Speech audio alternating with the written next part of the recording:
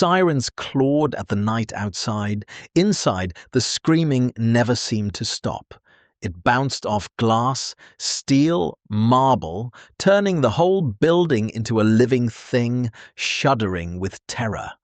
In the middle of that chaos stood a man in a cheap suit, his hand trembling so badly the badge he flashed almost slipped from his fingers. It looked official from a distance.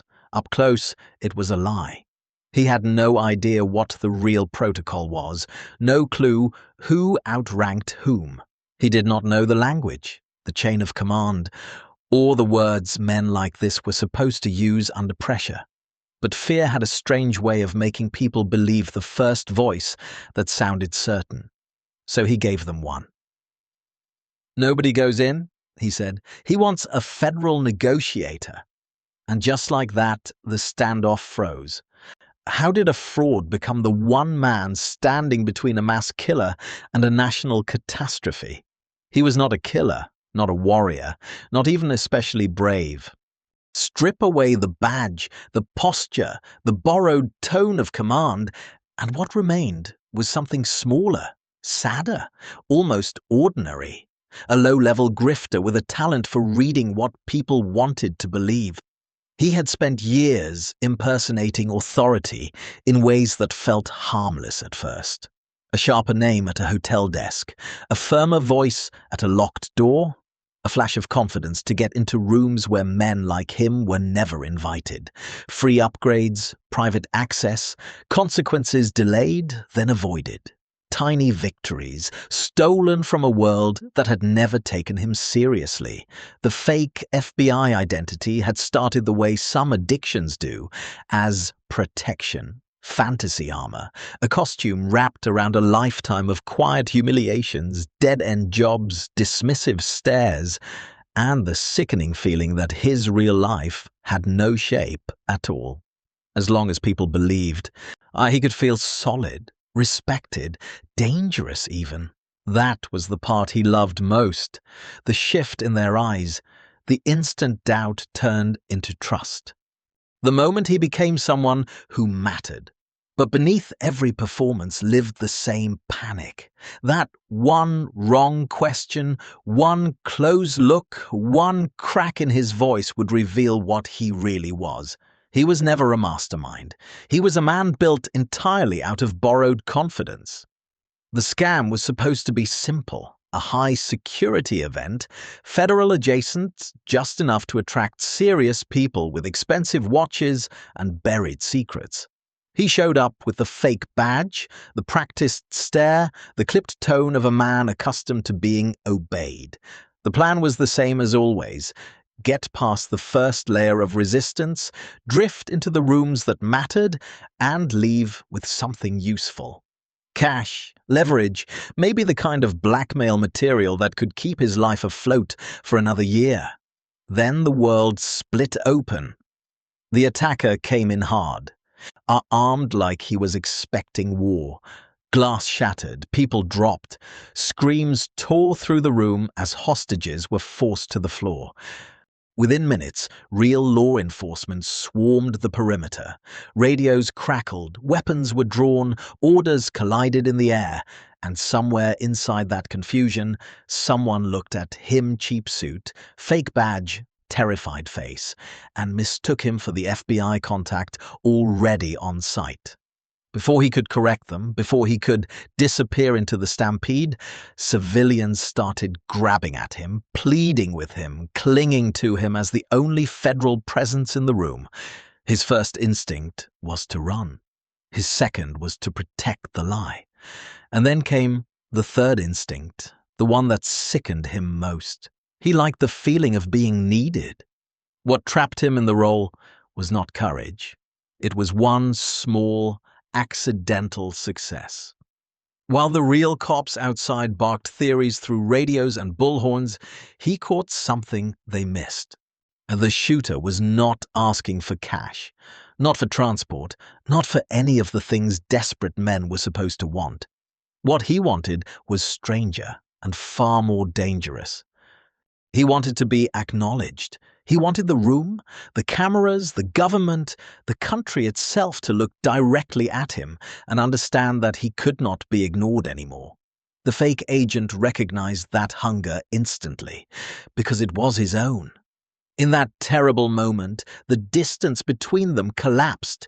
Both men were wearing identities like armor. Both had been shaped by humiliation so deep it had curdled into performance.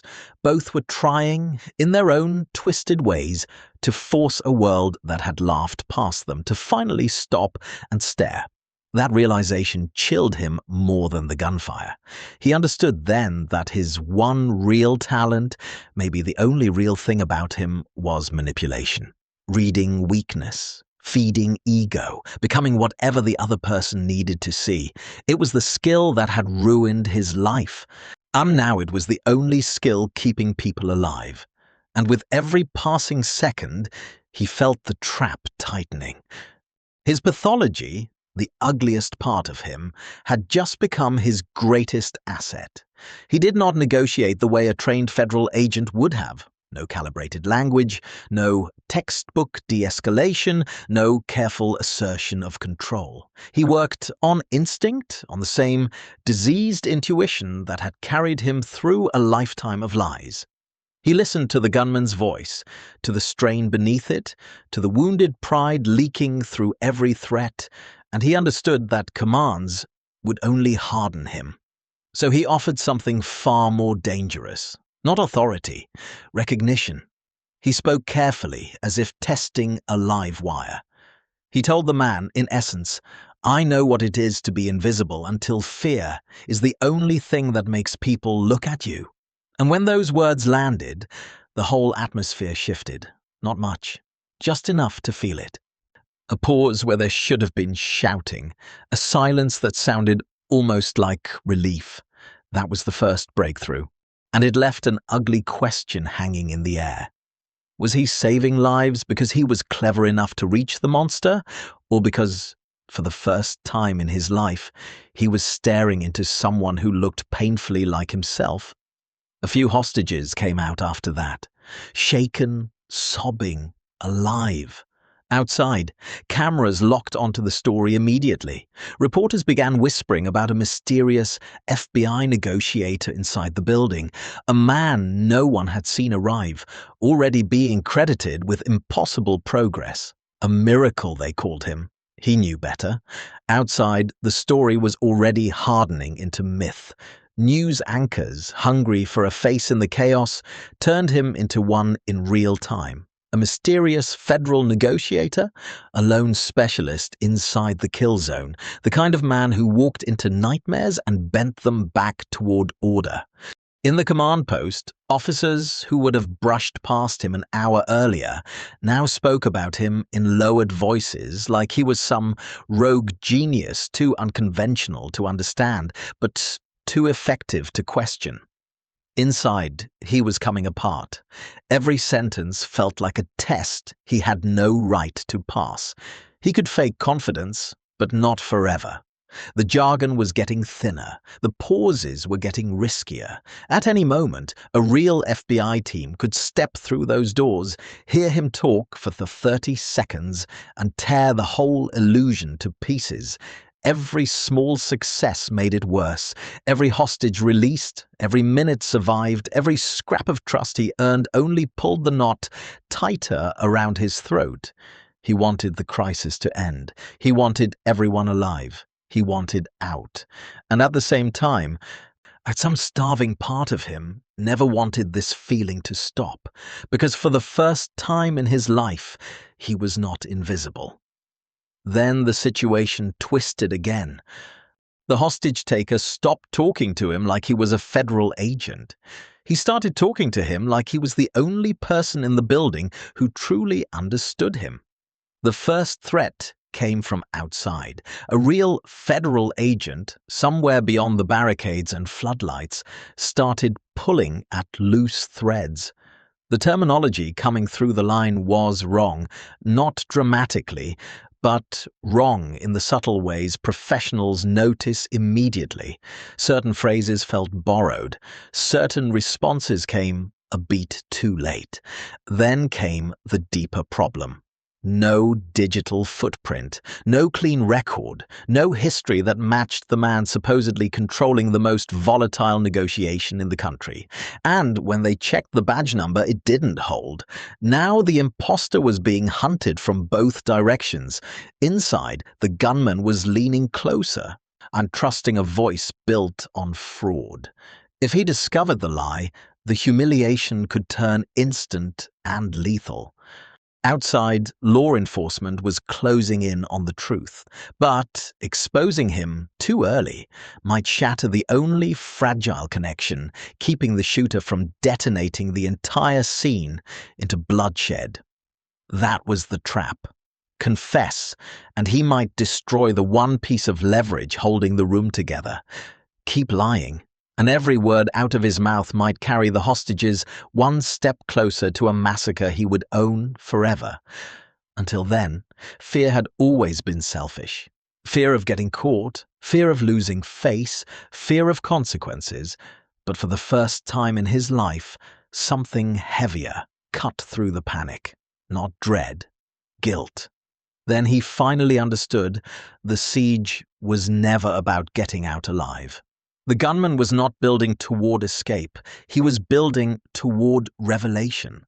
Beneath the threats, beneath the spectacle, beneath the cameras and blood and panic, there was a buried wound at the center of it all. Something covered up, erased, traded away. A government scandal, a corporate betrayal. A death that had been filed, buried, and forgotten by everyone except the man now holding the building hostage. He did want attention, yes. He wanted the country watching. He wanted headlines, fear, disruption. But underneath all that noise was something rawer, almost childlike in its desperation. He wanted proof that his suffering had meant something. That was the real danger, not rage alone, but the moment rage curdled into revelation through fire. The fake agent could feel him nearing that edge, seconds away from crossing out of desperation and into something apocalyptic, something that would leave bodies behind just to force meaning into the world. And suddenly, the fraud saw the hinge holding everything together. This man did not need victory. He did not even need survival. He needed one witness, one person who could look at the wreckage of his grievance and say, without flinching, I see it. I see why it broke you. Only a real negotiator might have argued with him.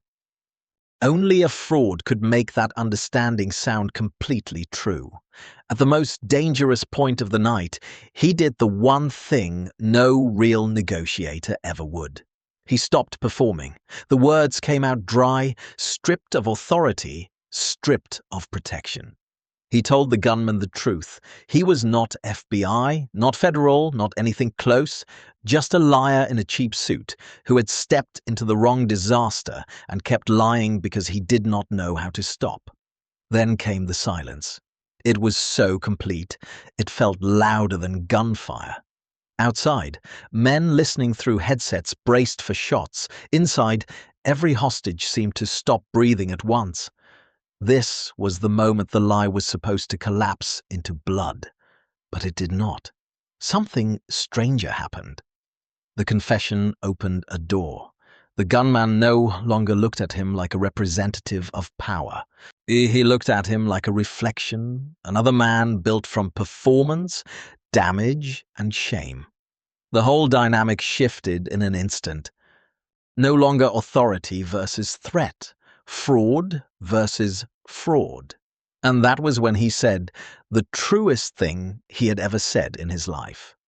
You don't want justice. You want the country to feel your wound. His voice shook, but he kept going. I know, because I built my whole life around making strangers believe I mattered. That was the real turning point, not tactical, emotional. Two broken men standing in the same lie, and one of them finally naming it. The attacker was already moving toward a final act, the kind of violence designed not just to kill, but to carve his name into the country's memory. You could feel it in him, that awful calm, that tightening certainty. He had stopped thinking about survival. He wanted permanence. So the fake agent did the only thing left. He stepped closer, into the blast radius in every sense, and offered himself up as the final hostage, the final witness, the final proof that someone had seen the man beneath the blood and fury. It was not pure courage. Not even close. It was redemption twisted together with self-destruction, a desperate attempt to make one true thing out of a life built on fraud. And somehow, that was enough. The attacker broke just slightly, just long enough. Outside, tactical teams took the opening. Then came the chaos. Flash, smoke, bodies hitting the floor, commands shouted through the haze, and when it was over, the imposter was still alive. Afterward, America did what it always does with chaos it survives. It turned a man into a symbol. The media canonized him by mourning. Headlines called him a fearless federal operative, a once-in-a-generation negotiator, a patriot who had stared down madness and won. And somewhere behind sealed doors, the real FBI faced its own private nightmare. Expose him, and they would shatter the national myth that had calmed a terrified country. Protect him, and they would be safeguarding a lie so enormous it could never be undone. That was the final cruelty of it. He had become the man he had always pretended to be, but only by telling the one lie too consequential to ever take back. In the end, he sat alone and watched his own heroic press conference on television. Applause everywhere, praise in every voice, history being written around his face, and in his eyes, only terror. Because for the first time in his life, being seen was worse than being invisible. Was he a hero because he saved lives, or because America needed to believe even a counterfeit soul could look like grace? Sometimes the right man to stop a monster is the man who almost became one.